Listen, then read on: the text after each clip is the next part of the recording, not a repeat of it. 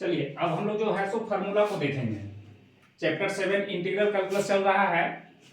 इसमें question solve करने से पहले एक्सरसाइज का जो क्वेश्चन स्टार्ट होगा उससे पहले कुछ फार्मूला है जो हम लोग जान लेंगे। 13 to 14 फार्मूला है, वो फार्मूला सब डायरेक्ट यूज होगा, इसलिए ये सब माइंड में होना चाहिए। तो क्या है सो देखते हैं कि आप सभी को पता है इंटीग्रल क्या है, एंटी डेरिवेटिव्स। डेरिवेटिव्स का जस्ट रिवर्स प्रोसेस हमारा इंटीग्रेशन है, ठीक है ना। तो इंटीग्रेशन जो हम प्रोसेस करते हैं, ये जितने भी फार्मूला आपको नजर आ रहे हैं 1 2 से लेकर के 14 तक, ये सब फार्मूला सॉल्यूशन जब हम करेंगे क्वेश्चन इंटीग्रल का, इंटीग्रेशन का क्वेश्चन जब सॉल्व करेंगे तो सारा फार्मूला हम यूज करते हैं और सब पे पकड़ होनी चाहिए सबको, ठीक है। देखिए पहला फार्मूला क्या है कि derivative of x to the power n plus 1 by n plus 1 is equal to x to the power n होता है, ठीक है। अब यहां ध्यान से आप देखेंगे डेरिवेटिव जो है a का, सपोज इसको हम मानते हैं, कोई भी एक नाम दे दीजिए p का डेरिवेटिव अगर xn दैट मींस q आ रहा है, सपोज दैट p का डेरिवेटिव हम q लिखते हैं, तो q का जब हम इंटीग्रेशन करेंगे तो p आएगा, ठीक है। दैट मींस xn का अगर हम इंटीग्रेशन करेंगे तो क्या मिलेगा, x to the power n plus 1 and divided by n plus 1 plus c। अब c क्यों लिखते हैं ये आपको पता है, क्योंकि ये कांस्टेंट है। इनडेफिनिट इंटीग्रेशन में limit, lower limit upper limit नहीं होता है, इसलिए जब भी इसका सॉल्यूशन आएगा c हम उसमें ऐड करेंगे, ठीक है। ये ऑलरेडी हम लोग डिस्कस कर चुके हैं, वो आपको पता है। अब देखिए इंटीग्रेशन डिफरेंशिएशन, जो भी डिफरेंशिएशन होगा उसका इन जो इंटीग्रेशन होगा जस्ट रिवर्स होगा। xn का अगर हम इंटीग्रेशन निकाल रहे हैं तो x to the power n plus 1 by n plus 1, ठीक है। अब देखिए सेकंड क्वेश्चन, sin x का डेरिवेटिव क्या होता है, sin x का डेरिवेटिव cos x है, तो cos x का अगर हम इंटीग्रेशन निकालेंगे तो sin x आएगा। दैट मींस ये sin x आ रहा है प्लस c तो हर इंडेफिनिट इंटीग्रल में ऐड होता है, ठीक है, c कांस्टेंट। अब देखिए माइनस cos x का डेरिवेटिव sin x है, तो sin x का अगर इंटीग्रेशन करेंगे, integration of sin x dx, तो क्या मिलेगा, minus cos x plus c, ठीक है। उसी तरह tan x का डेरिवेटिव आप सबको पता है sec स्क्वायर x, तो sec स्क्वायर x का अगर हम इंटीग्रेशन करेंगे तो tan x प्लस c मिलेगा। उसी तरह डेरिवेटिव ऑफ cot x का जो माइनस cot x है उसका cosec स्क्वायर x आता है, तो cosec स्क्वायर x का अगर हम इंटीग्रेशन निकालते हैं इसका तो क्या मिलेगा, cosec स्क्वायर x dx का minus cot x plus c, that means ये रिवर्स। तो ये आपको पता है, ये सब ऐसे ही है। sec x का derivative sec x into tan x होता है, तो sec x और tan x का अगर हम इंटीग्रेशन कर रहे हैं तो sec x plus c, ये इस टाइप का फॉर्मेट हमको जहां भी मिलेगा, इस टाइप का फॉर्मेट डायरेक्ट वहां sec x लिखते हैं, ठीक है। ये क्वेश्चन जब हम सॉल्व करेंगे तब ऐसा देखने को मिलेगा।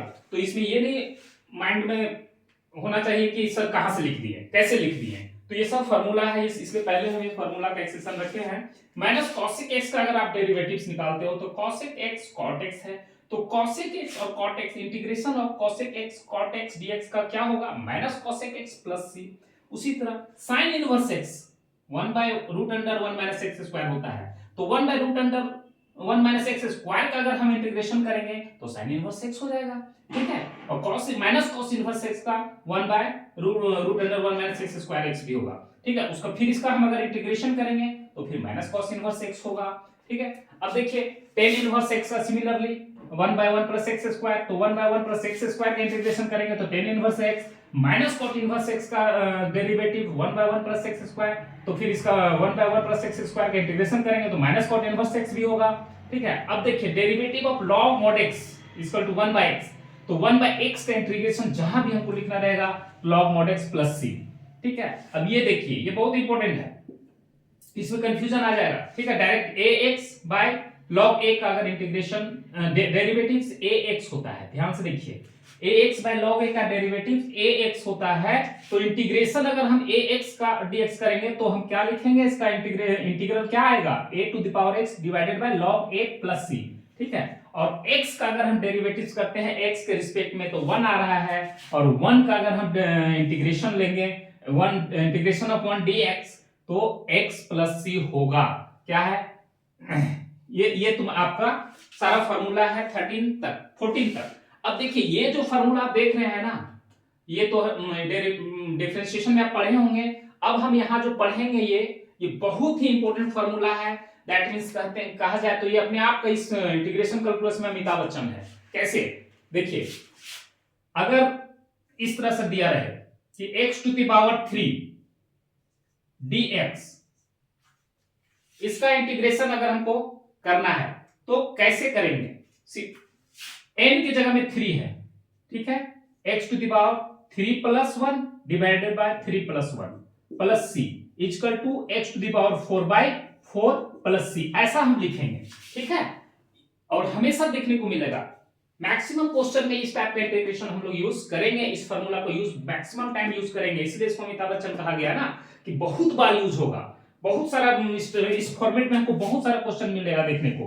हाँ, अब मान लीजिए आपको ऐसा भी मिल सकता है कि 3x² dx, इसका इंटीग्रेशन क्या होगा? इसको अगर आप करते हैं तो देखिए प्रॉपर्टीज है इंटीग्रेशन का, इंडेफिनिट इंटीग्रेशन का जो कांस्टेंट टर्म होता है बाहर आ जाएगा, ठीक है। उसके बाद x² dx का हम निकालेंगे तो क्या होगा? x² का देखिए इस फॉर्मेट में आ गया, इस फॉर्मेट में आ गया x to the power n dx, x n की जगह में 2 है तो क्या होगा? x का power 2 plus 1 divided by 2 plus 1 plus c is equal to 3x to the power 3 by 3 plus c। तो ये 3 और 3 कैंसिल हो जाएगा तो क्या होगा? x to the power 3 plus c, ये आंसर आएगा, ठीक है। तो इस तरह का फॉर्मेट हम लोग को देखने को बहुत सारा मिलेगा, इसलिए आप ध्यान रखेंगे, वेरी वेरी इंपॉर्टेंट है। उसके बाद ये सारा जितने भी फॉर्मूला है सब अपने आप में इंपॉर्टेंस रखता है। और जब हम क्वेश्चन सॉल्व करेंगे, अब स्टार्ट करने जा रहे हैं क्वेश्चन, हाँ, एक्सरसाइज 7.1 का क्वेश्चन अभी हम लोग बनाएंगे, उसके बाद धीरे धीरे 7.2 7.3 सारा प्रॉब्लम हम लोग सॉल्व करेंगे। उसके बाद कुछ जो है आर डी शर्मा का क्वेश्चन भी सॉल्व करेंगे जो बोर्ड एग्जाम में पूछे गए हैं +2 में, ठीक है। तो ये आप अच्छा से इसको करेंगे और नोट भी कर लेंगे। थोड़ा सा वीडियो रोक करके आप इसको कॉपी में नोट कीजिए। ध्यान रखिए स्टूडेंट्स, जितना भी बोर्ड में बताया जा रहा है सिर्फ देखना नहीं है, उसको आप कॉपी में नोट्स भी बनाएंगे, क्योंकि नोट में रहेगा, एक बार देखने से कोई भी चीज याद नहीं होता है, नोट्स में रहेगा, जब भी जरूरत पड़ेगा आप बार बार देखेंगे, सारा फार्मूला आपके दिमाग में सेट हो जाएगा। जितना रिवीजन करेंगे उतना ज्यादा अच्छा होगा, फार्मूला तभी सेट हो पाएगा। चलिए अब हम लोग देखेंगे एक्सरसाइज 7.1 का क्वेश्चन। Thank you.